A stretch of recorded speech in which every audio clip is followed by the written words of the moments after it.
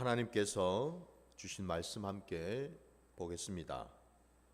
여호수아 4장 10절부터 14절까지 말씀입니다. 여호수아 4장 10절로 14절까지 말씀입니다. 또 여호와께서 여호수아에게 명령하사 백성에게 말하게 하신 일 곧 모세가 여호수아에게 명령한 일이 다 마치기까지 궤를 맨 제사장들이 요단 가운데에 서 있고 백성은 속히 건넜으며 모든 백성이 건너기를 마친 후에 여호와의 궤와 제사장들이 백성의 목전에서 건넜으며 루벤 자손과 갓 자손과 므낫세 반지파는 모세가 그들에게 이른 것 같이 무장하고 이스라엘 자손들보다 앞서 건너갔으니 무장한 4만 명 가량이 여호와 앞에서 건너가 싸우려고 여리고 평지에 이르니라.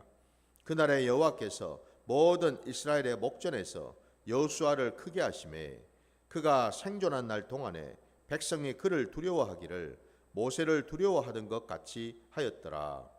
아멘. 자, 오늘 우리에게 주신 말씀을 가지고 순종하는 신앙이라는 제목으로 말씀을 나누고자 합니다. 자, 오늘 우리가 읽은 이 본문 말씀의 첫 절부터 보면은 마침내 이스라엘 백성들이 요단강을 건너게 되었습니다. 모두가 다 한결같이 마른 땅을 밟고서 요단강을 다 건너게 되었어요. 그리고 모든 백성이 건너기를 마친 후에 그 요단강에 서 있었던 언약궤를 메고 있는 제사장들도 그 요단강을 또 다 건너게 되었지요. 이스라엘의 모든 백성들이 한 사람도 빠짐없이 예외 없이 그 요단강을 다 건넜습니다. 하나님께서 가나안 땅으로 들어가기 전에 이 요단강을 반드시 건너가게 하신 그 까닭이 무엇일까? 여기에는 남녀노소를 불문하고 언약궤를 맨 제사장들까지도 모두가 다 요단강을 건너고 난 후에야 비로소 그 요단 강물이 끊어져 있던 그 강이 다시금 이전처럼 흐르기 시작했고 본래대로 그 언덕에 가득 넘칠 정도로 요단강이 흐르게 되었습니다. 하나님은 이스라엘 백성들에게 이와 같은 놀라운 기적을 보여주셨어요. 이 요단강을 건너는 이 사건이 저와 여러분의 신앙에 어떤 의미를 가질까? 오늘 제가 말씀의 제목으로 순종하는 신앙이라고 그랬습니다. 하나님이 이스라엘 백성들을 가나안 땅으로 이끄시기 전에 그 가나안 땅을 들어가는 바로 그 첫 출발점으로 요단강을 건너게 하셨다.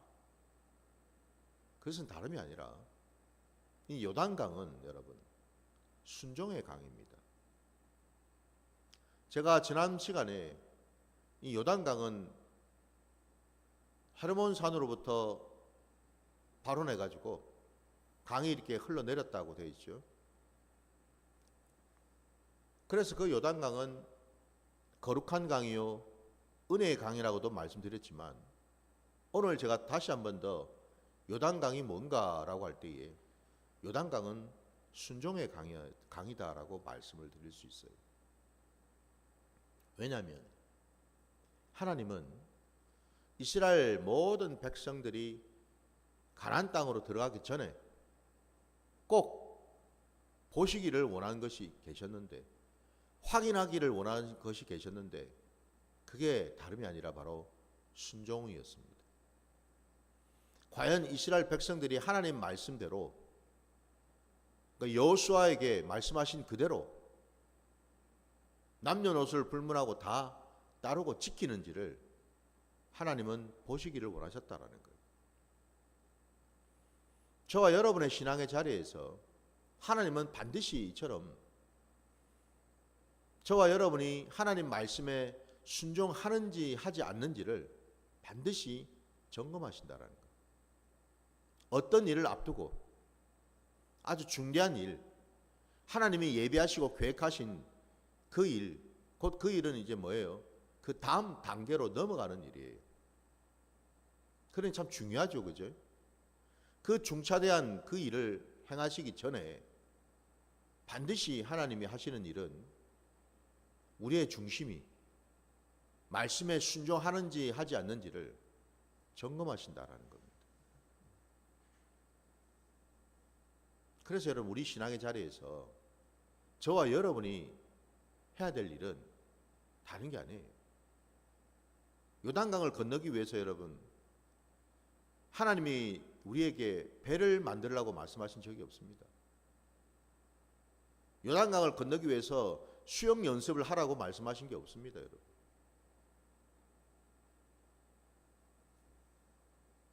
그 요단강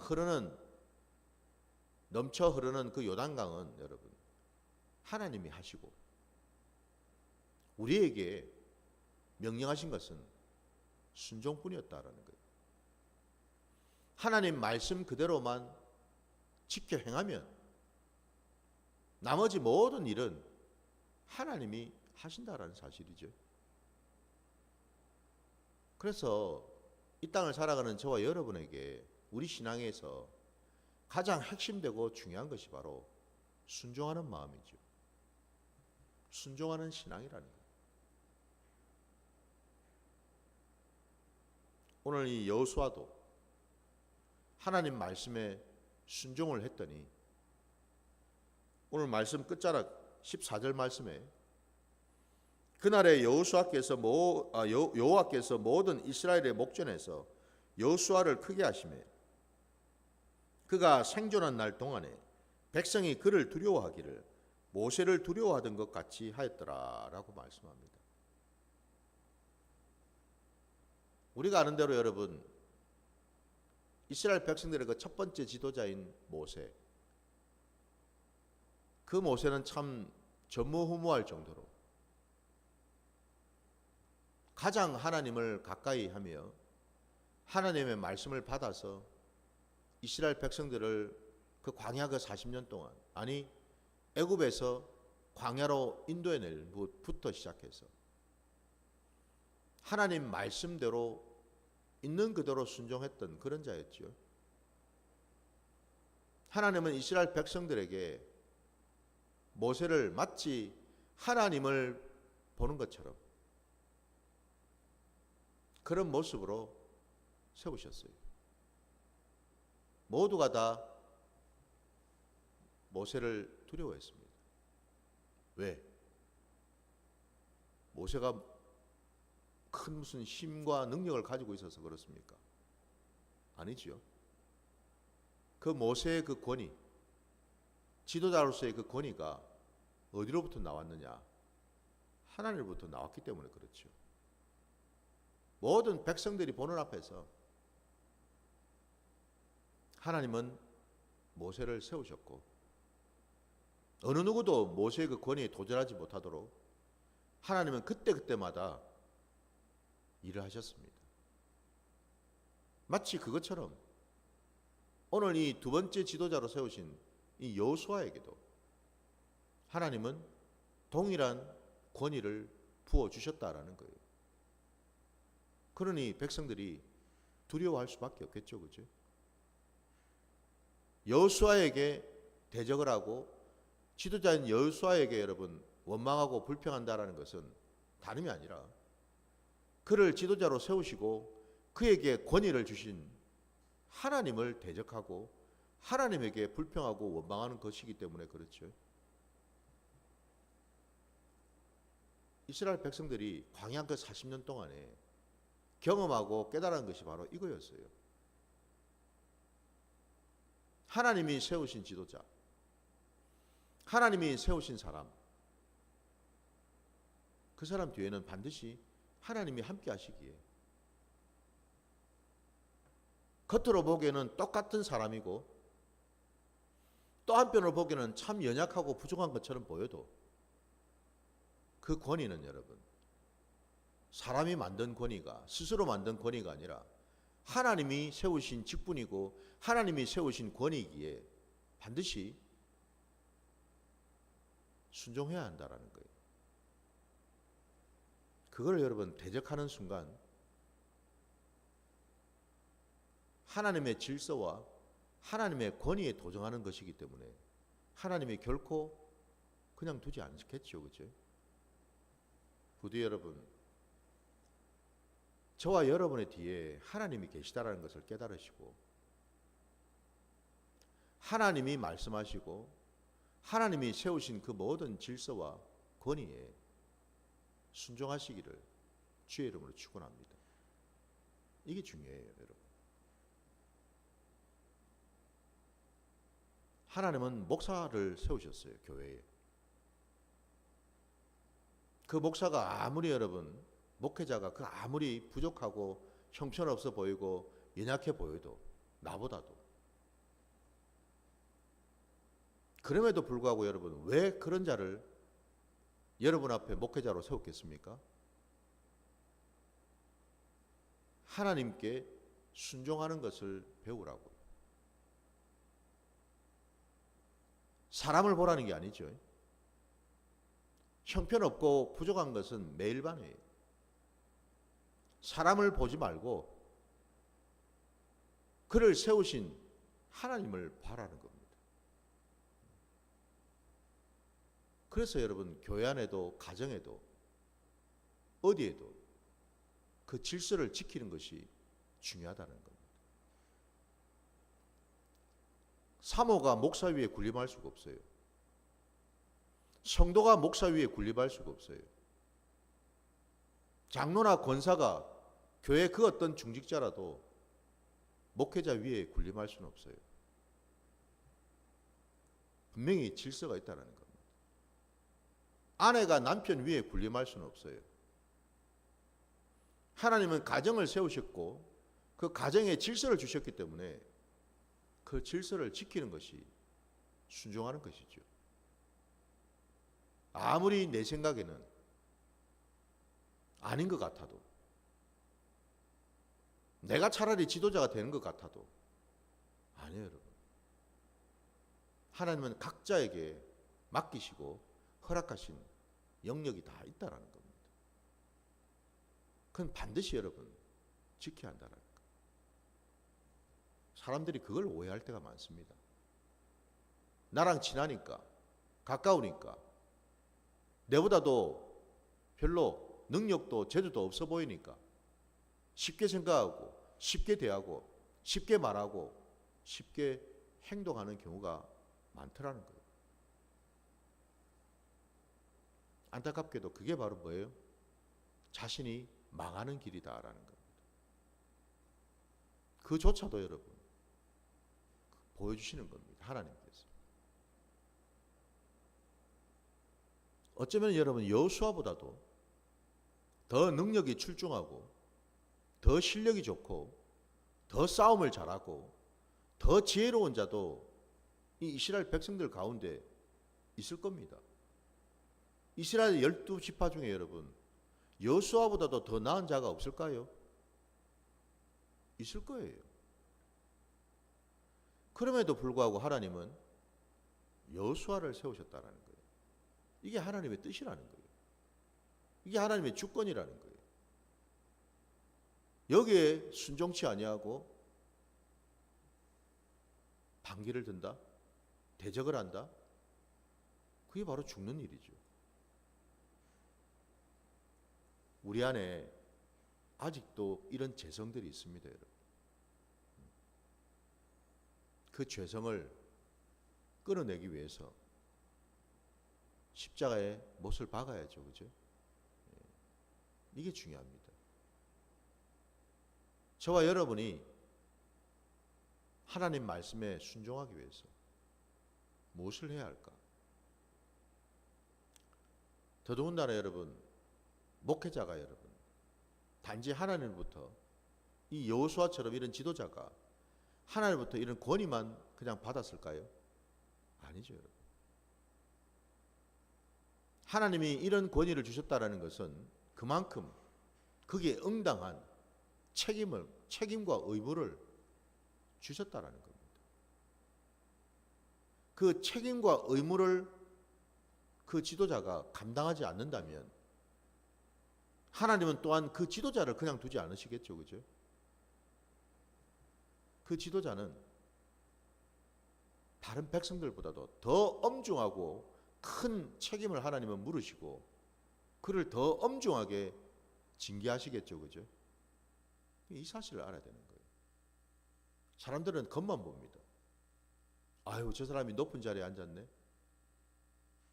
그게 여러분 높은 자리가 아니고 우리가 알고 있는 것처럼 주님이 말씀하신 것처럼 그 자리가 뭔 자리입니까, 여러분? 더 낮아지는 자리잖아요. 맞습니까, 여러분? 더 섬기는 자리죠. 더 낮아지는 자리예요, 여러분. 그래서 여러분 우리 신앙에 부디 그런 인간적인 생각, 세상으로부터 온 그런 생각들을 버리시기 바랍니다. 교회는 여러분 계급 사회가 아니에요. 직분을 맡는다라는 뜻은 뭐냐면은 그 맡은 직분만큼 뭐예요? 더 섬기고 낮아지라는 뜻이죠, 그죠? 이게 중요합니다. 전도사로 있다가 목사 안수만 받으면 목이 뻣뻣해집니까? 안수 집사로 있다가 장로로 피택만 되면 갑자기 목이 뻣뻣해집니까?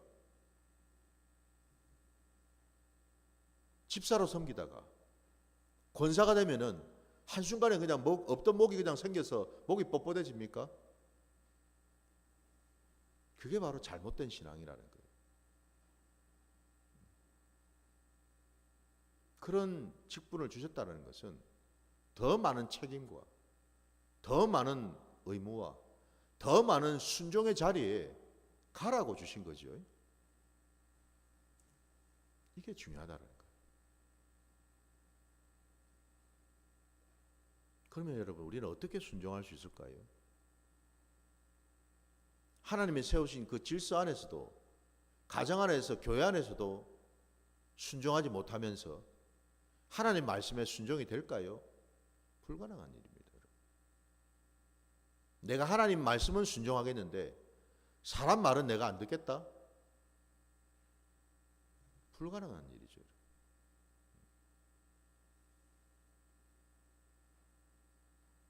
하나님이 세우신 질서도 제대로 지키지 못하면서 보이지 않는 하나님의 질서를 지키겠다? 말도 안 되는 얘기죠. 거짓말해서는 안 됩니다, 여러분. 자기를 속여서는 안 된다라는 거예요. 부모와 자녀 간에, 부부 간에, 형제 간에, 성도 간에 각자마다 여러분 주신 질서가 있어요. 그 질서를 지킬 때 거기에 하나님은 역사하시고 하나님이 함께 하신 줄 믿습니다. 저는 주변에 많이 봅니다. 질서가 허물어져 있는 것을.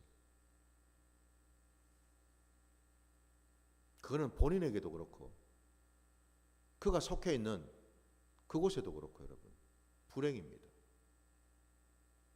하나님은 일하시지 않으셔요. 역사하지 않습니다, 여러분. 철저하게 하나님의 질서에 순종할 때 하나님은 일하시는 줄 믿습니다. 순종이 그래서 여러분 그렇게 쉬운 일이 아니라는 거예요. 왜냐하면 내 육성을 깨뜨리고 육성을 끊어야지만 순종이 되거든요. 순종하고 싶어도 내 마음이 그게 동하지 않는데 내 마음이 거기에 따르지를 못하는데 어떻게 순종이 되겠습니까? 순종을 하려면 먼저 나 자신을 먼저 보는 것이 중요하죠. 내가 하나님 앞에서 얼마나 연약한 자인지, 얼마나 형편없는 자인지, 얼마나 부족한 자인지, 그래서 오직 하나님의 은혜가 아니면 살 수 없는 자인지를 정확하게 보는 것이 필요하다는 거예요. 순종을 어떻게 할까? 그 좋은 그 방법을 우리에게 보여준 이가 있습니다. 우리 말씀 한번 찾아볼게요.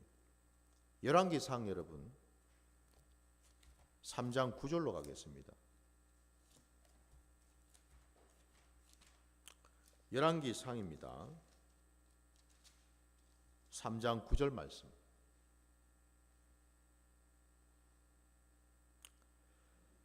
누가 주의 이 많은 백성을 재판할 수 있사오리까? 듣는 마음을 종에게 주사 주의 백성을 재판하여 선악을 분별하게 하옵소서. 아멘. 우리가 잘 아는 솔로몬의 얘기입니다. 이 솔로몬이 어린 나이에 아버지 다윗 왕을 대신해서 이제 왕이 되었죠. 그가 성전을 세우고 하나님께 기도를 할 때 이 기도를 했다라는 거예요. 그 솔로몬이 자신을 가리켜서 저는 어린아이와 같은 종일 뿐입니다.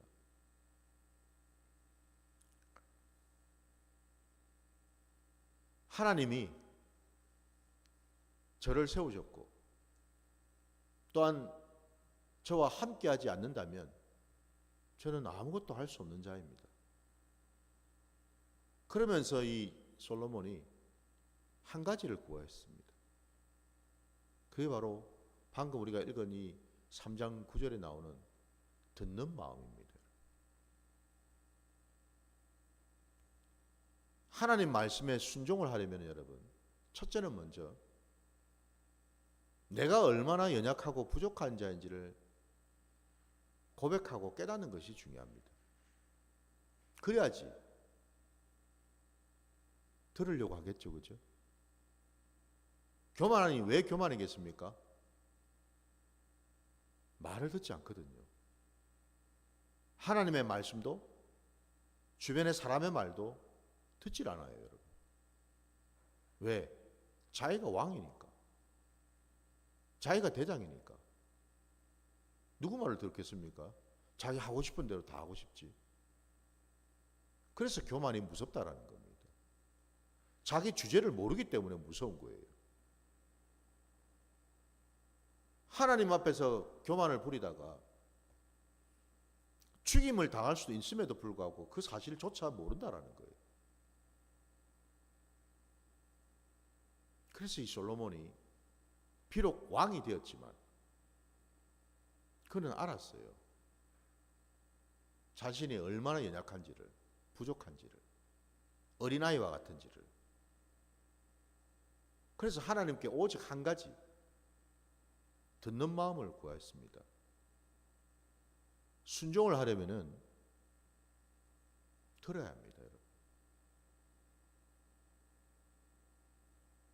하나님의 말씀에 귀를 기울이고 하나님이 지금 내게 무슨 말씀을 하시려는지를,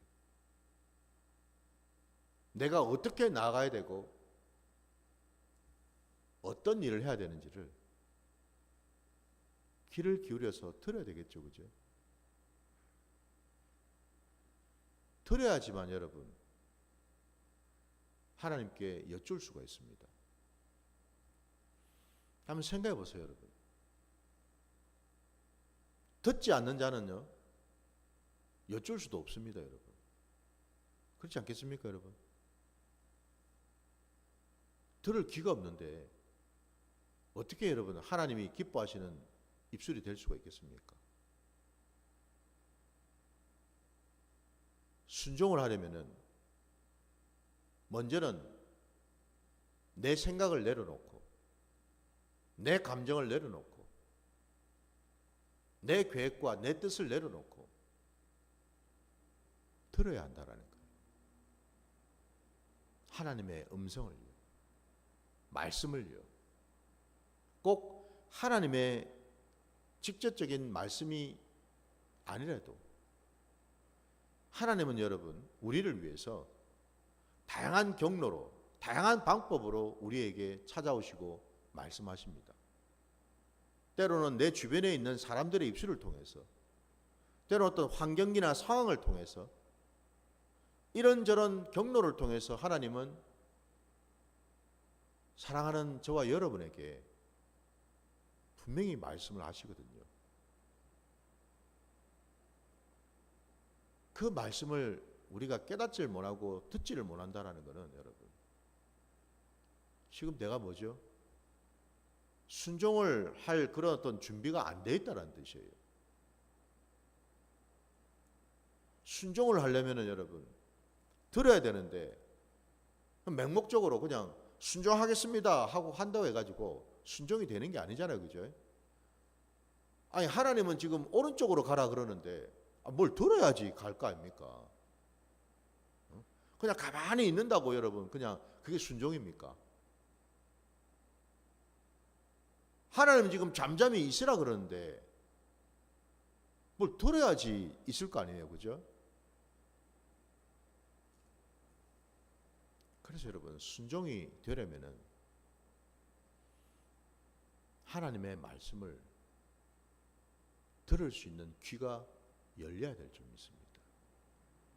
그 귀를 열어달라고 기도하시기 바랍니다. 그 마음의 귀 말입니다, 여러분. 육신의 귀 말고요. 마음의 귀를 열어달라고 간절히 구하시기 바랍니다. 그럴 때 저와 여러분은 온전한 순종의 자리로 나가게 될 줄 믿습니다. 그리고 그 음성을 들을 때에 비로소 우리는 여쭤볼 수가 있어요.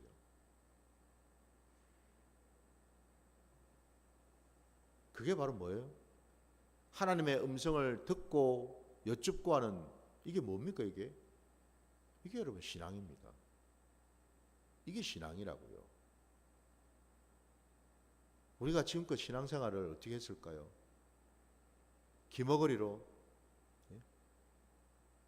말 못하는 입술로 신앙생활 하진 않았을까요? 듣지도 못하고 말하지도 못하고. 여러분 기도도 마찬가지죠.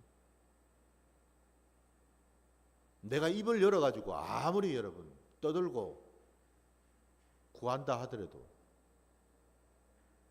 정작 하나님이 기뻐 받으시는 음성을 내가 듣질 못하면은 하나님이 기뻐하시는 기도도 할 수가 없다라는 거예요.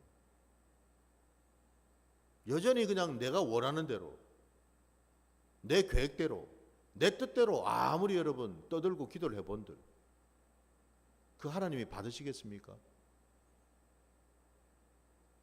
하나님의 뜻은 다른 곳에 있는데 들어주실 수가 없지요. 하나님의 뜻과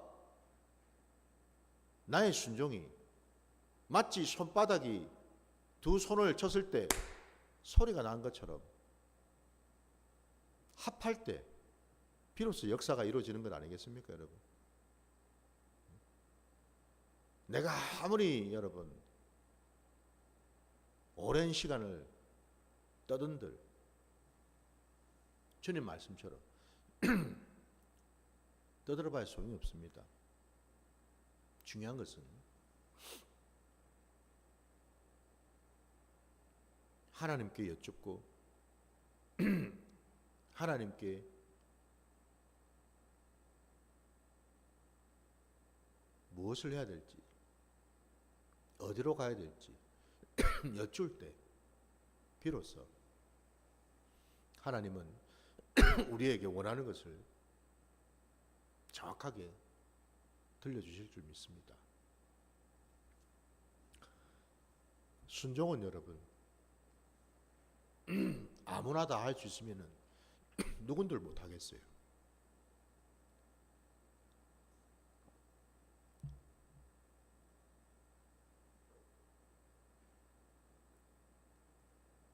순종을 하겠다라고 말하기 전에 먼저 구해야 될 것은 듣는 귀를 열어달라고 기도하시고 듣는 마음을 달라고 기도하셔서